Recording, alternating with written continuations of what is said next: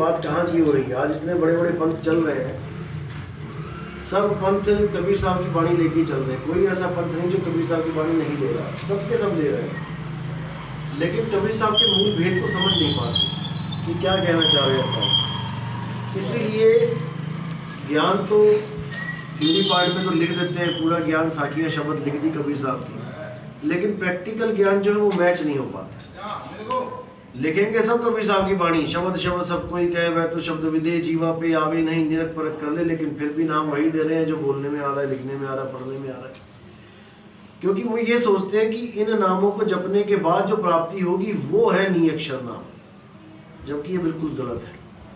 Plastic के बीज से, प्लास्टिक का बीज डालने से जमीन में पेड़ नहीं उगता है, यानी जड़ से चेतन सत्ता नहीं पैदा होती है। ये जितने भी नाम है ये सब जड़ नाम है। जैसे मूर्ति है, मूर्ति जड़ है, मूर्ति से भगवान पैदा नहीं हो सकता, मूर्ति से आत्मा पैदा नहीं हो सकती, आत्मा से मूर्ति पैदा हो रही है। मूर्ति बनाने वाला एक आत्म देवी है जो पत्थर को तोड़ तोड़ के मूर्ति बना के रख देता है। तो हमने यही समझना है कि जड़ क्या है और चेतन क्या है, जड़ नाम क्या है, चेतन नाम क्या है। गुरु ने जो नाम दिया हमें वो जड़ नाम दिया है या चेतन नाम दिया है। जड़ नाम में क्या आता है? जाप, अजपा और अनहद, ये जड़ नाम है। अगर कोई नाम बोलने वाला दे दिया गुरु ने और कहा कि इसको जपते रहो सारी उम्र, तो समझ लो उसने तुम्हारी सूरत को जड़ से जोड़ दिया। जड़ नाम है। कैसे पैदा हो रहा है? इन मुंह, जीभ, होठ, कंठ से। तो साहिब कह रहे हैं होठ कंठ लागे नहीं, जिब्या नहीं उच्चार, गुप्त वस्तु जो लगे सो है हंस हमार। वस्तु की बात हो रही है। हम नाम के पीछे पड़े हैं, हम नाम ले आए, गुरु जी से नाम ले आए, कितने नाम दे दिया हमें? 5 दे दिया, हमें 7 दे दिया, हमें 8 दे दिया। वस्तु का कोई ज्ञान नहीं। मीराबाई कहती है वस्तु अमोलक दी मेरे सतगुरु, कृपा कर अपनायो पायो मैं नाम रतन धन पायो। मेरे गुरु ने मुझे वस्तु दी है, और वो वस्तु कोई जेब से निकाल के थोड़ी दे दी कि वो वस्तु मेरे पास नहीं थी उसने दे दी मुझे। वस्तु मेरे पास थी, लेकिन मुझे वस्तु का ज्ञान नहीं था। जैसे कस्तूरी हिरण के पास है, लेकिन उसको उसका ज्ञान बोध नहीं है। कस्तूरी कुंडल बसे मृग ढूंढे बनमाही, और ऐसे रमता राम है ये दुनिया जाने नाही। रमता राम तो रम ही रहा है आप में, उसको कौन दे सकता है? बस हमने उस वस्तु का भेदी गुरु खोज लेना है, जो वस्तु का भेद जानता है वही आपको पार करेगा। तो वस्तु का भेद जो बता सके वही गुरु आपको पार कर सकता है। वस्तु कहीं ढूंढे कहीं कैसे लागे हाथ, और गुप्त वस्तु तब मिले भेदी लीजे साथ। भेदी लीना साथ में दीनी वस्तु लखाए, कोटि जन्म का पंथ था पल में पहुंचा जाए। करोड़ों जन्म लग जाते, इंगला पिंगला सुषमना के ज्ञान में चलते, जाप अजपा अनहद के ज्ञान में चलते, लेकिन यहाँ तक नहीं पहुंच पाते जहाँ गुरु आपको भेदी बता देता है, पहुंचा देता है। अब आपकी सूरत को सीधे शब्द से लगाएगा वो, विहंगम चाल से। जितने भी संत इस दुनिया में सतलोक की बात करते हैं, अलग अगम अनामी लोक की बात करते हैं, वो आपको विहंगम चाल से नहीं जोड़ सकते। वो क्या कहेंगे? पहले आपको यहाँ आना पड़ेगा, फिर यहाँ आना पड़ेगा, फिर यहाँ आना पड़ेगा, फिर यहाँ करना पड़ेगा, फिर ये विहंगम चाल नहीं है। ये है मकड़ी की चाल, चींटी की चाल, मछली की चाल। जो हमारी चाल है वो है विहंगम चाल। अगर सत्संग सुना होगा आपने विहंगम चाल वाला, उसमें बिल्कुल कबीर साहब ने क्लियर कर रखा है। पहले तो काया का पूरा भेद खोल दिया कर दीदार में, सारे भेद खोल दिए। यहाँ पर गणेश जी हैं, यहाँ पे महेश जी हैं, यहाँ पे विष्णु जी हैं, माता जी है, यहाँ अलग निरंजन है, सारे लोग खोल दिए। 688 दीप रचाए, सारे रचना बता दी। सतलोक, अलग लोक, अगम लोक, अनामी लोक, सारी रचना बता दी। उसके बाद क्या बोला? काया भेद किया निर्वारा, ये सब रचना पिंड मंजारा, माया अवगति जाल पसारा, सो कारीगर भारा है। आदि माया कीनी चतुराई, और झूठी बाजी पिंड दिखाई। अवगति रचना रची अंडमाही, वाका प्रतिबिंब डाला है। ये सब माया का खेल है। जितने भी लोग अनहद नाद को पकड़ के बैठे हैं, इंगला पिंगला सुषमा में प्रकाश को देख रहे हैं, ज्योत को देख रहे हैं, अनहद को देख रहे हैं, रंग बिरंगे डब्बक डब्बी आ रहे हैं उसको देख रहे हैं, ये सब माया जाल है। तो साहिब क्या कह रहे हैं लास्ट में? कहते हैं शब्द विहंगम चाल हमारी, पर कहे कबीर सतगुरुदेई ताली। खुले कपाट शब्द झनकारी, और पिंड अंड के पार सो देश हमारा है। यानी अब पिंड और अंड के बाहर की साधना करनी है आपने। बहुत देख लिया इंगला पिंगला सुषमना में झांक झांक के, अब इंगला पिंगला सुषमना को आप बाईपास कर दो। जैसे भारत और अमेरिका के बीच में पाकिस्तान पड़ता है, लेकिन पाकिस्तान से हमारी बनती नहीं है। तो हमने क्या करना है, हमने सीधी फ्लाइट पकड़नी है अमेरिका जाने के लिए और पाकिस्तान को बाईपास कर देना है, सीधे अमेरिका पहुंच जाना है। यानी कि अब अपनी चाल को विहंगम चाल बना देना है हमने। तो साहिब क्या कह रहे हैं गरीबदास जी, सतगुरु के लक्षण कहूँ अचल विहंगम चाल, हम अमरापुर ले गया ज्ञान शब्द सरगाल।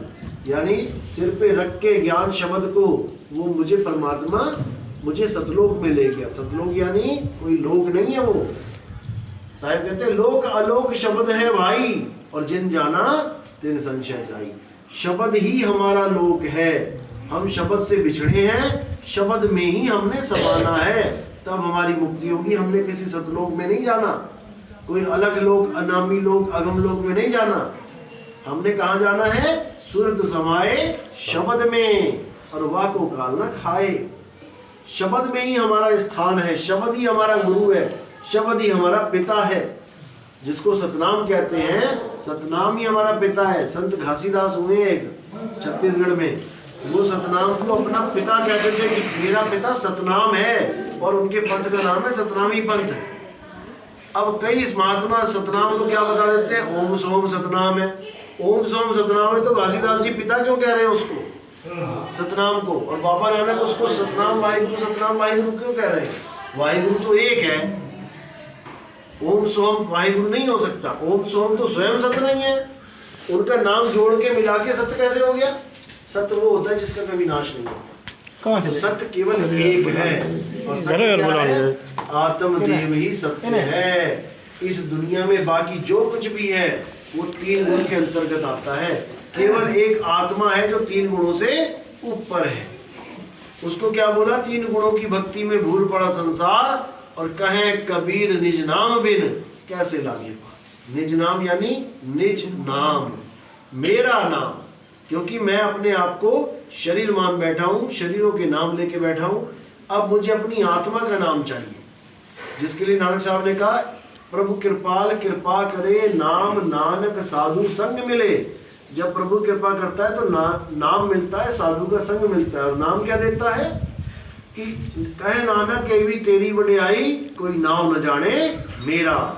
यानी इस दुनिया में मैं जहां भी गया मुझे किसी ना किसी ने भगवान के नाम पकड़ा दिए, सबने मुझे नाम दिए लेकिन किसी और के दिए, जबकि मेरी मुक्ति किससे होगी, निज नाम से। मैं कौन हूं, मेरा नाम क्या है। इसी को बोलते हुए बुल्ले शाह जी महाराज ने क्या बोला कि बुल्ला की जाना मैं कौन। सुना होगा आपने भजन, बुल्ला की जाना मैं कौन, ना मैं मोमन विच मसीदा, ना मैं विच कुफर दिया रीता, ना मैं पाका विच पलीता, बुल्ला शाह खड़ा है कौन, बुल्ला की जाना मैं कौन। वो कह रहे हैं कि ना मैं कोई मोहम्मदन हूँ, ना मैं हिंदू हूँ, ना मैं कोई पाकी, या फिर जैसे कहते हैं कि ये पाक है और ये नापाक है, कहते हैं मैं पाकी नापाकी में भी नहीं हूँ। पाक और नापाक क्या होता है, ये शरीर होता है। जैसे मुसलमान कहते हैं कि पेशाब की 2 छींट पड़ गई अगर आपके शरीर के ऊपर, कपड़ों के ऊपर, आप नापाक हो गए, कहते हैं ना मुसलमान। बुल्ले शाह क्या कह रहे हैं कि वो भी पानी और जिससे तुम धो रहे हो वो भी पानी, दोनों पानी है, एक तुम्हें नापाक कर दे रहा है, एक तुम्हें पाक कर रहा है। तो यानी पानी तुम्हें नापाक और पाक कर देगा, तुम हो क्या फिर। भाई मैं शरीर नहीं हूँ जो पाक और नापाक हो जाऊंगा, मैं इन दोनों से परे हूँ, मैं आत्मा हूँ। मुझे कोई शस्त्र काट नहीं सकता, पानी मुझे भिगो नहीं सकता, तो मुझे नापाक कौन करेगा और मेरा नाश कौन करेगा। तो ये सब ज्ञान बुल्ले शाह को जब हो गया तो उन्होंने मुसलमान धर्म को बिल्कुल बायकाट कर दिया। मुसलमान ईमान को बायकाट नहीं किया, उनकी धार्मिक गतिविधियों को बायकाट कर दिया। वो कहते हैं कि आप सब आदम और हव्वा से पैदा हुए हो। उन्होंने बोल दिया ना मैं आदम हव्वा जाया, मुझे आदम और हव्वा क्या पैदा करेंगे, मैं तो आत्मा हूँ, अजन्मा हूँ, मुझे कोई पैदा नहीं कर सकता। तो वहां पर बुल्ले शाह की खिलाफत करने लग जाते थे लोग कि बुल्ले शाह ये कैसा मुसलमान है, ये कुरान को नहीं मानता, इसको नहीं। वो कहते मैं आत्मा को जानता हूँ। बुल्ला शाह खड़ा है कौन, वो कौन है जो सदा सदा के लिए अटल है। खड़ा यानी कि अटल है, चलता नहीं है, वो अचल है। जिसको गरीबदास जी ने कहा कि सतगुरु के लक्षण कहूं अचल विहंगम चाल। अचल यानी जो चले ना। अब मैं अगर लगातार खड़ा रहूं, मैं चलूं ना, तो मैं अचल ही हूं। आत्मा अचल है। इसी को नानक साहब ने बोला, आत्मा अडोल न डोलई गुर के पाए सुहाय। आत्मा अडोल है, आत्मा कभी चलती नहीं है। उसी आत्मा के साथ सूरज जोड़ने पे आपकी मुक्ति होगी, नहीं तो आपको कोई मुक्त नहीं कर सकता। इसी का भेद सब संतों ने खोला, लेकिन हम आत्मा को ना जानने के कारण हम शरीरों के चक्कर में पड़ गए। पहले हमें देवी देवता पूजवाए जाते थे, अब गुरु ऐसे मिल गए जो देवी देवताओं की फोटो निकलवा देते मंदिरों से, अपनी फोटो लगवा देते। अब खड़ी जोत अगरबत्ती करते रहो उनकी फोटो के आगे। क्या फर्क पड़ा भाई? राम जी कृष्ण जी को छुड़वा दिया, अपनी पूजा करवा दी, रहे तो शरीर के शरीर। लेकिन साहिब क्या बोल रहे हैं? अरे देही ज्ञान सब जगत बखाने, और विदेही ज्ञान कोई बिरला जाने। ध्यान विदे और नाम विदेहा, 2 लख पावे मिटे संदेहा। तो ध्यान विदे आपको अगली दीक्षा में जब मिलेगा तो आपको तब समझ में आएगा कि असल में सारा मुद्दा है क्या। हम कहाँ फंस गए काल के जेल में। ये हम काल की जेल में बैठे हैं। ये मत सोचो कि आपके हाथों में कोई हथकड़ी नहीं है, आप खुले हो। आप खुले नहीं हो, ये आपकी जेल है और इस जेल में आप बैठे हो। ये जेल है, ये हाथ नहीं है आपके, ये जेल है। ये जेल का डिजाइन ऐसा बना दिया है कि आपको लगता है मेरी 2 आंखें हैं, मेरा सिर है, मेरा पेट है, मेरे हाथ है, जबकि ये जेल है और इस जेल में तुम बैठे हुए हो। इसको बोला है साहब ने 5 तत्वों का पुतला। ये 5 तत्वों का पुतला है और इसमें तुम्हें बैठा रखा है तोते की तरह। तो कहते हैं 10 द्वारे का पिंजड़ा तामे बोले पौन, और रही बे को अचरज है उड़ा सो अचरज कौन। यानी कि अगर किसी पिंजड़े में किसी तोते को रख दो और उसमें 9 दरवाजे बना दो तो पिंजड़े में कभी ना रहेगा, तोता उड़ जाएगा। जब दरवाजे 10 बना दिए, 10 बना के 1 बंद कर दिया, 9 खोल दिया, उड़ जाएगा वो। लेकिन इसमें नहीं उड़ पा रहा। देखो 2 दरवाजे ये खुले पड़े हैं, 2 ये खुले, 2 ये खुले, मुंह खुला है, 2 नीचे खुले, सारे दरवाजे 9 खुले, लेकिन तोता उड़ नहीं रहा है। कहते अचरज है, रहीबे को अचरज है। और कुछ उड़े तो अचरज कौन? लोग रोने लग जाते हैं, मेरे पिताजी मर गए। अरे भाई वो पिंजड़े को तोड़ के तोता उड़ गया, रोना किस बात का है? कोई मरा नहीं है। तुम्हारे पिताजी, तुम्हारी माताजी, तुम्हारे भाई बहन, कोई नहीं मरता इस संसार में। क्या करते हैं? पिंजड़े में आते हैं, पिंजड़ा छोड़ के चले जाते हैं, पिंजड़े में आते हैं, छोड़ के चले जाते हैं। अब ये आना जाना कैसे खत्म होगा? जब ये पता लग जाए तो देखो कि ये पिंजड़े में आने से पहले मैं था कहाँ, मेरा वो असली घर कहाँ है जिसको छोड़ के मैं आके पिंजड़े में फंस गया। उसके लिए कबीर साहब ने सागी बोली है, जैया जन्म मुक्ता हता और तैया हता न कोई, छठी तुम्हारी है जगह, तुम कहाँ चला भी कोई। तू छठी अवस्था में, यानी कि तू अपने आत्म ज्ञान में रहा था, तू कहाँ चला 5 तत्वों में। खोज कर भाई, वस्तु तेरे पास है। घट घट मेरा साइया सुनी सेजना कोई, और बलिहारी वा घट की जिस घट प्रगट हो। वस्तु आपके पास है, वस्तु कहीं बाहर नहीं है। बस आपको भेदी गुरु चाहिए जो आपको वस्तु का लखाव करा देगा। और वस्तु कहाँ पे है उसका एड्रेस क्या बताया साहिब ने, कि कोई कल को कुछ भी कह दे, यहाँ पे ध्यान लगाओ, वस्तु यहाँ पे है।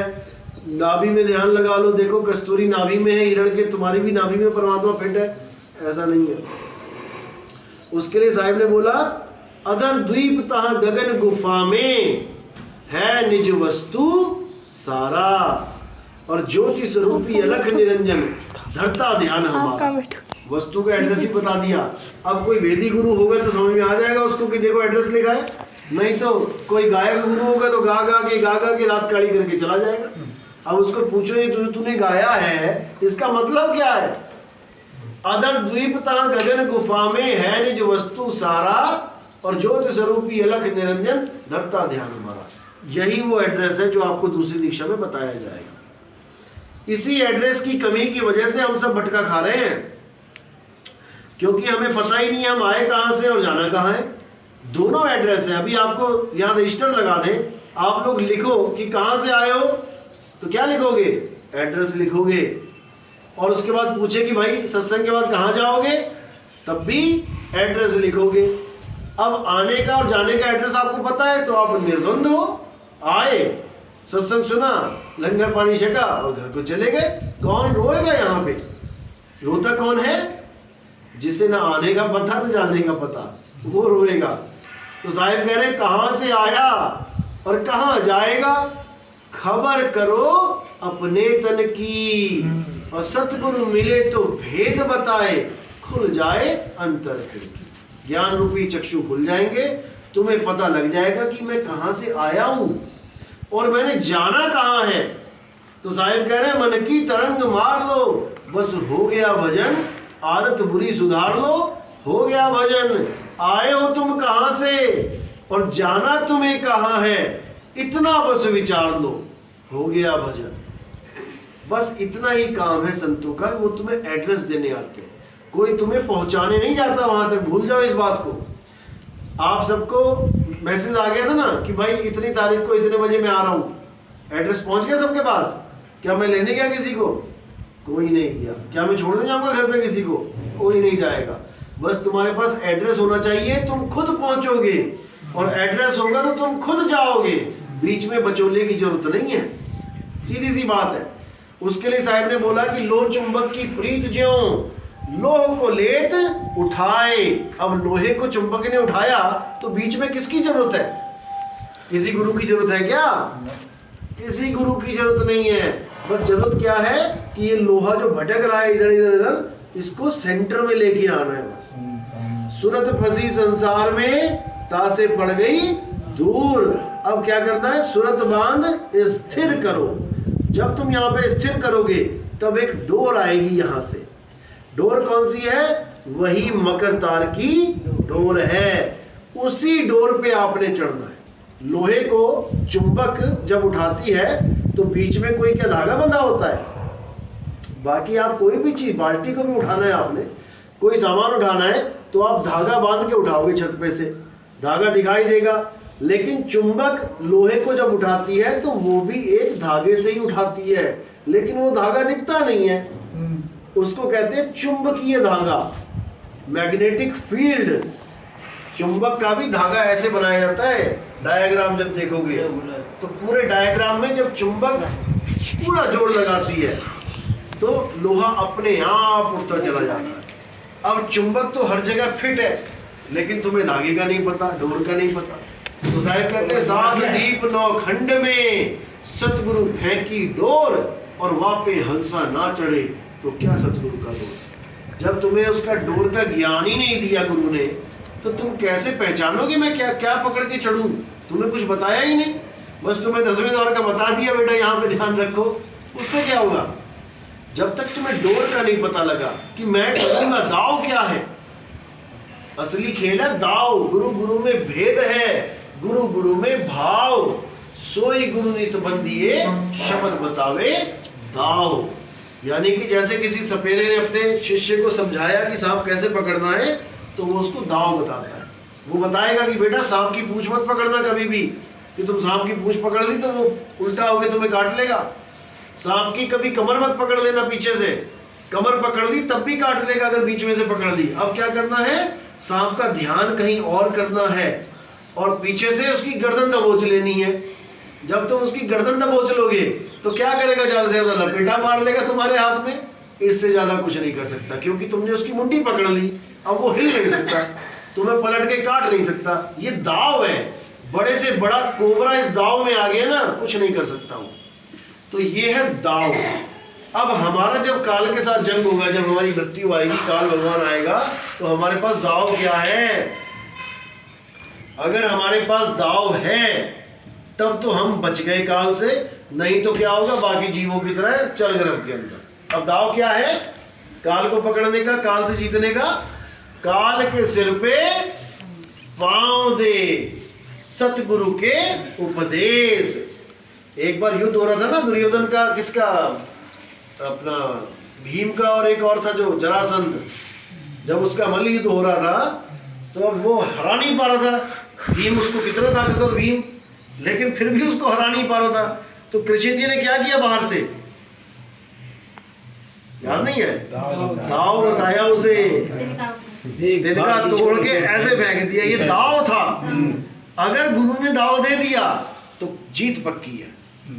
अब कबीर साहब का एक ही दाव है, वो ये नहीं कहते कि जाओ तुम काल का नाम जपो, ज्योत निरंजन हूं क्या, जो वो तुम्हें छोड़ देगा, किसी को नहीं छोड़ेगा। वो जो काल का नाम जपेगा सबसे पहले उसे ही खाएगा, वो पक्का परमानेंट है उसका ग्राहक। अब साहिब कह रहे काल के सिर पे पांव दे सतगुरु के उपदेश, जो तुम्हें गुरु उपदेश देगा दूसरी दीक्षा में, काल के सिर के ऊपर कैसे पैर रखना है वो बताएगा।